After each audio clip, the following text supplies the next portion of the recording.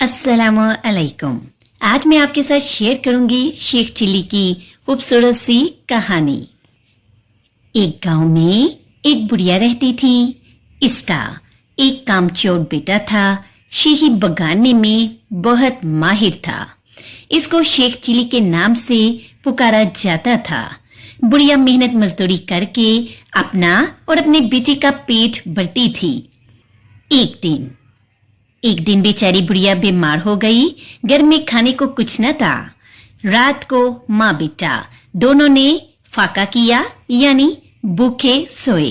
अगले दिन माँ ने कहा, अब तुम कुछ काम करो, जंगल से लकड़ियां ही लाकर बेच दिया करो ताकि गुजर औकात हो सके। शेख चिल्ली ने माँ की बात सुनी तो जंगल की राह ली। जो दरख्त इसके रास्ते में आता वो इससे पूछता, मैं तुझे काट लूं?